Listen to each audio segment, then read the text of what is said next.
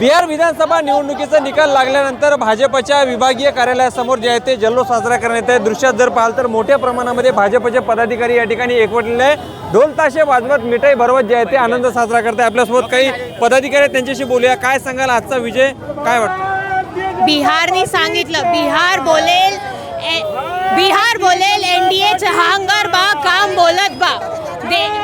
जे नरेंद्रजींचं नेतृत्व आहे, नितीशजींचं काम किंवा चिराग पासवानजींचं काम असेल, सोबतच देवेंद्रजीची जी रणनीती आहे ती बिहारमध्ये आज आपण त्यांच्या रिझल्टच्या मार्फत दिसते आहे। किती मोठा विजय एनडीएला इथे भेटला आहे हे आपण सगळ्यांनी बघतोय आणि त्याचाच आज जल्लोष आम्ही इथे सादर करतोय। देवेंद्र फडणवीस सुद्धा त्या ठिकाणी प्रचाराला गेले होते, त्यांचं सुद्धा मोठं योगदान असल्याचं भाजप कार्यकर्त्यांकडून सांगण्यात येत आहे। देवेंद्रजींचं तर मोठं योगदान फारच आहे, कारण तुम्ही नागपूरमध्ये बघता पूर्ण महाराष्ट्राचा रिझल्ट पहिला कसा होता, त्याच धर्तीवर आज बिहारचा रिझल्ट लागला आहे। काँग्रेसचा एकतर्फा सुटणा झालेला आहे आणि भारतीय जनता पार्टीचा मोठ्या प्रमाणात विजय झाला आहे। नागपूर महानगरपालिकेमध्ये तुम्हाला तेच बघायला मिळणार आहे, कारण देवेंद्रजी आमचे स्टार प्रचारक आहेत, त्याच्यामुळे नक्कीच विजय होणार आहे। नक्कीच आपण दृश्यात पाहाल तर या पद्धतीने जे आहे ते आनंद उत्सव या ठिकाणी भाजपच्या विभागीय कार्यालयासमोर या ठिकाणी साजरा केला जातोय। ज्या पद्धतीने निकाल लागलेला आहे त्यामुळे नक्कीच जे आहे ते मोठं यश जे आहे ते भाजपला आणि महायुतीला मिळालं आहे आणि खुद्द मुख्यमंत्री देवेंद्र फडणवीस सुद्धा या बिहार निवडणुकीच्या प्रचारासाठी गेले होते, त्यामुळे त्यांचं सुद्धा योगदान असल्याचं या ठिकाणी